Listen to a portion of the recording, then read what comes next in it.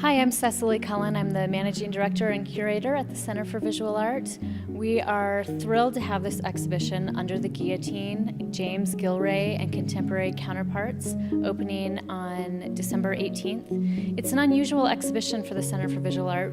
As we are a contemporary art center, we don't typically show artwork that dates 200 years. James Gilray's work is all political satire based on what was happening in the Napoleonic Wars and the French Revolution.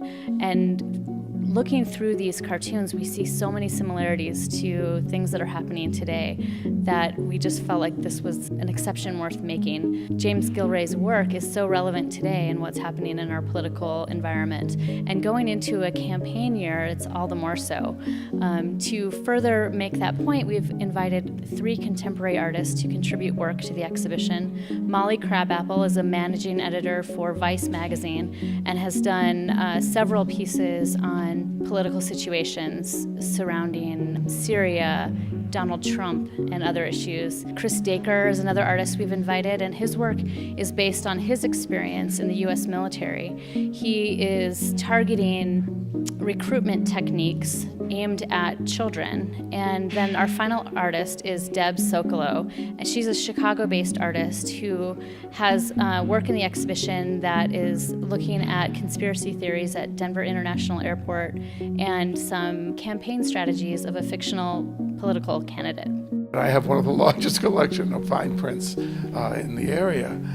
And it was because I was doing historical work, and I knew a lot about the French Revolution, about Napoleon, about this whole period. So when I looked at Gilray for the first time, one, I said, this guy is a genius. And the second thing is, I know what he's caricaturizing, as most people would not, which is why we have labels to help explain it. And once you get it, you start to laugh because he's so funny. One of the interesting things about being a caricature in the late 18th century as opposed to the early 18th century is he could turn his talents in a revolutionary way, and this is the period of the French Revolution, to making fun of individuals. In other words, it wasn't just abstract, like William Hogarth who was a generation before Gilray. But when he worked, it was about morals, and you couldn't identify people so readily.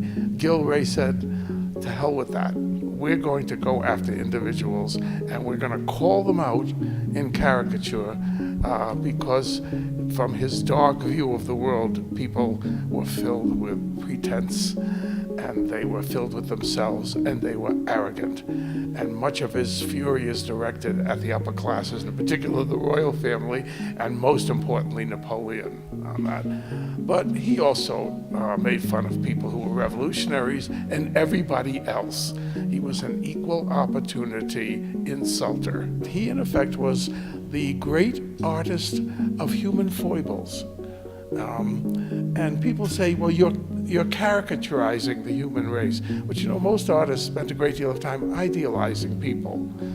I'm always fascinated with women. They have these beautiful pictures of beautiful women, and they forget the fact that most women and most men had smallpox, and if they lived, they had pox all over their face, but that you brush out. And so those we don't label caricaturists, in effect, are doing something that is on the other side. In other words, they're making people look prettier than they really were. Gilray would have none of it, and in that sense, he's not just a caricaturist, he's a realist. And if you look at what I hope people will see here, the thematics here on love, on marriage, on being sick, on scandal, he is talking about people as they really are. And so, unfortunately, people see caricature, but through my eyes, when I look at Gilray, he's telling it like it is. And that is one reason why he has become one of the most spectacular artists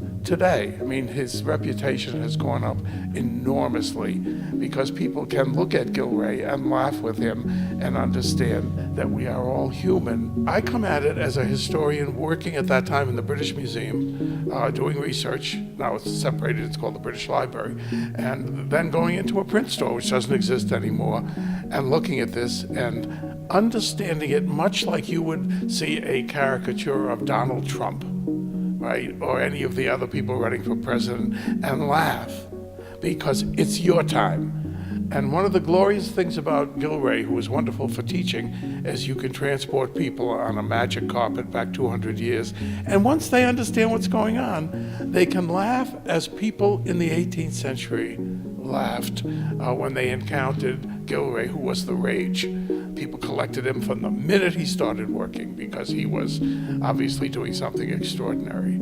And he survived quite well until Victorian times when people found his work, oh my goodness, so offensive, right? He's crossed the line. For him, only truth matters. And I am going to explain the world as I see it, and I don't want to die for it or be punished for what I did. You know, it's interesting, in 1832, Daumier, who was much revered as a caricaturist, probably the greatest of the 19th century, and when he was young, he did a satire like Gilray did on a regular basis of Louis Philippe, right, who was the king of France. It's called Gargantua. I don't own it, but I would love to. And he was thrown in jail for 6 months. Nothing like that happened. And thus, this show is a tribute to England.